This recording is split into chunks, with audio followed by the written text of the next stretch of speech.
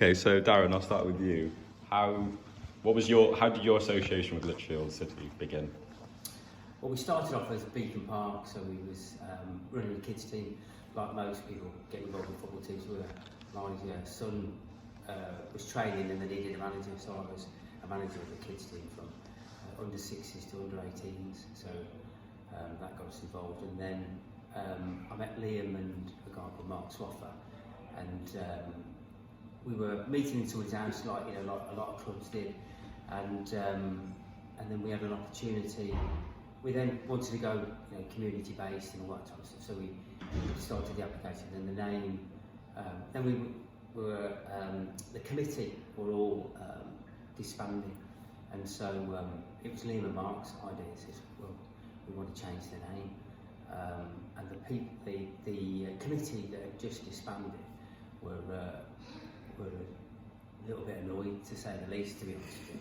But Beacon Park, we never even, Beacon Park, nobody knew where that was, we didn't play there, so nobody got the name Lichfield City, so we thought it would have a lot more meaning to it. So we changed the name, and and then to start there. I wasn't the chairman for the first couple of years. We had a guy called John Gallagher, and then I became the chairman in, I think, 2010-2011 season.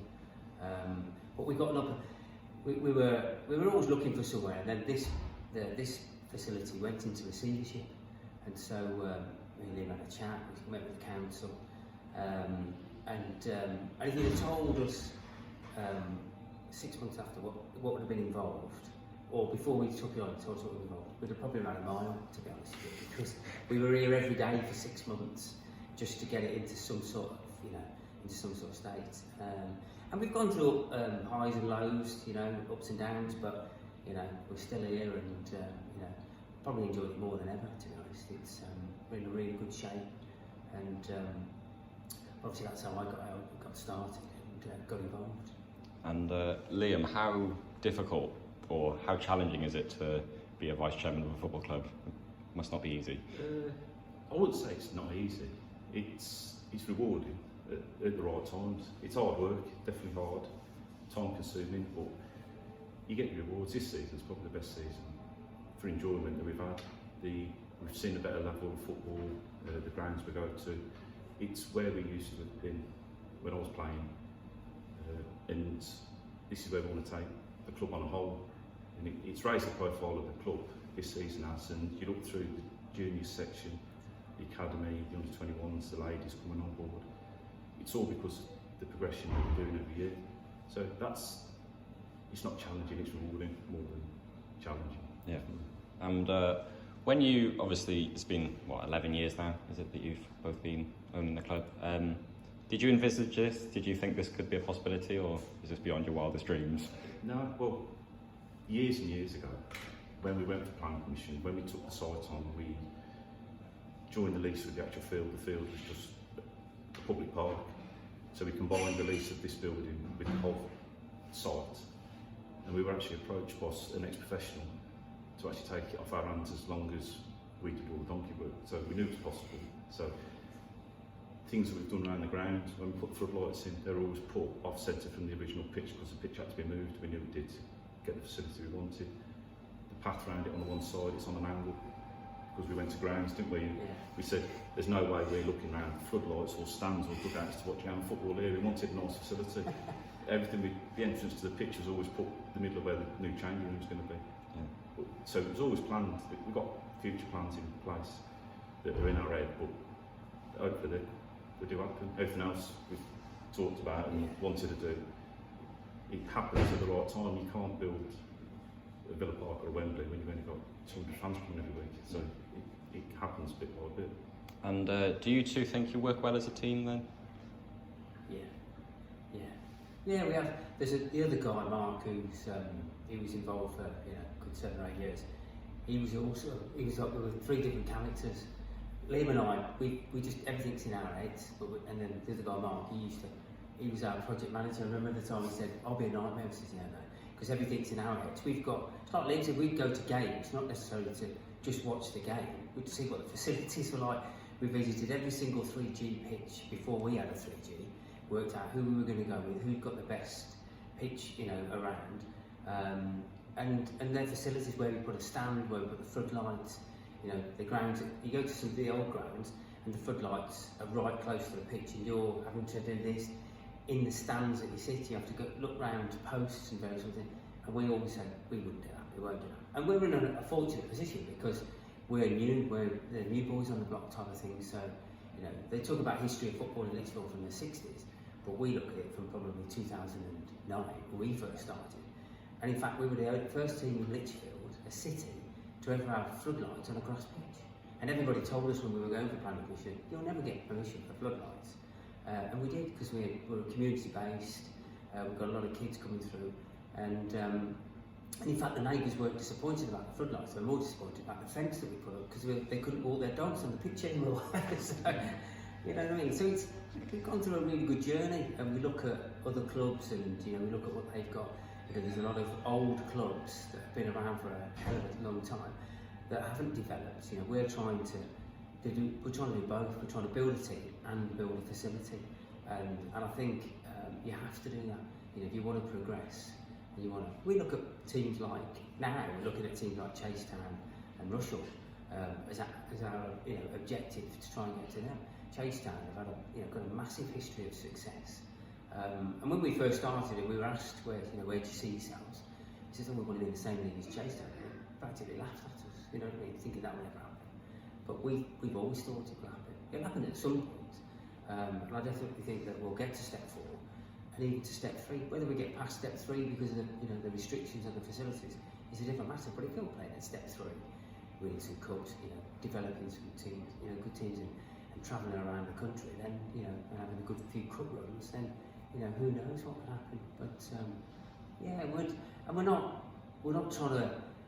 I suppose we're trying to build a team based on enjoyment, not just money. You know what I mean? We see a lot of teams where we know there's lots. You're bringing players that are only here for the money. You know what I mean? And it's like there's nothing wrong with that. But we're trying to build a team of people that the camaraderie is like, and the togetherness and all that type of stuff. And we're using young players, we're using old players, and people want to play and they really want to enjoy themselves. And to do that, you have to have a good facility and. We've done the new changing rooms. Yeah, we'll carry on, kitting that out in the summer. We've got a new turnstile that's arrived today, and we're all excited about that. And you think, who would get excited about a turnstile? But it's, when you've been working out in a shed, even though Jamie said he liked the shed, it's obviously his new surroundings are better, because that's the progression that we're trying to make. And so yeah, it's the success pushes you on as well. That you want to keep succeeding. You want to keep. We don't want to play again at step 7. With all due respect, we've been there. We don't want to go there anymore. So it's we want to play the teams above, and and go to new grounds like we have this season. Yeah, we want to progress every season, but you've got to be realistic with it. We haven't set targets. What we do is this season has been all about enjoyment. It was our first season in step 5. We said let's just enjoy it. We don't know what the league is like.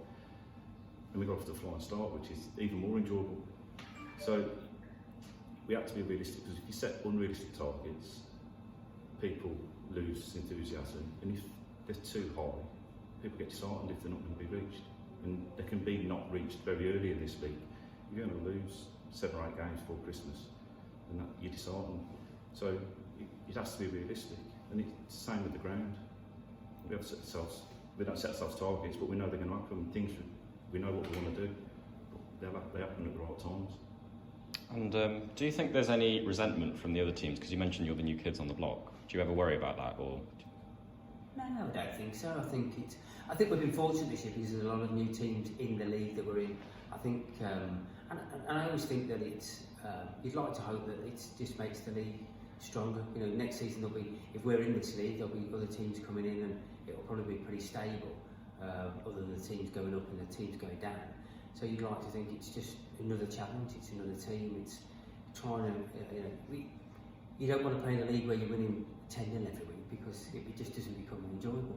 You want it to be competitive, you want to make sure, you want to see where the standards are. And I think we always look at teams and think to ourselves, yeah, that's where we want to be. We want to look at, but I think there was definitely talk that we were, we were relegation candidates, and I think that was more to do with the team that we had, at the end of the last season, end of the pandemic, either was using some players just to see the season out, knowing that we had to rebuild. So we were never nervous about the fact that it was the team that we finished with at step 6 were going to be the team that we started with in step 5.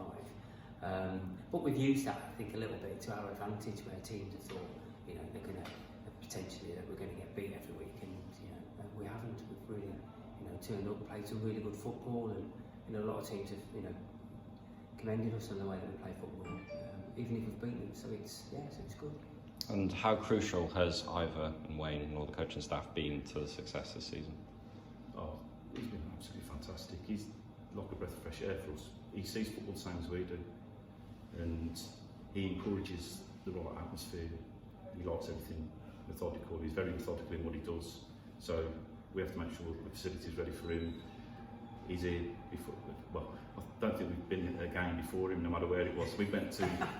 Where was it? Bridge North away, a night game. We said we'd definitely beat him here this week, and he was already there having a coffee in the ground before we were.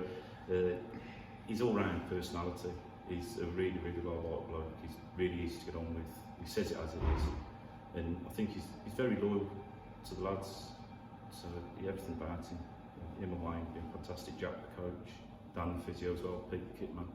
It's a great setup, and it's a really nice environment to be. You look forward to the match days. He is fantastic. Yeah, it's a progression again. If you think, we think back, the first manager we had, when we interviewed him, we said, have you got time to put the nets and the goals up before the game? And that's one of the job criteria. Now, we didn't have got Ivor then years ago, but every manager's been a progression for us, and Ivor's coming now, and it's absolutely fantastic again. Yeah. And what's both of your aspirations for the next 5 years? Do you think that far ahead, or do you more focus on this season and next season? I think we will be in step 4 within the next 5 years. Possibly step 3, but definitely step 4. And well established, I would say. Yeah, again, it's that progression every year, and for where we want to progress to, that step 4 promotion will come in the next 5 years. Yeah, as long as we see that, it's that progression every year.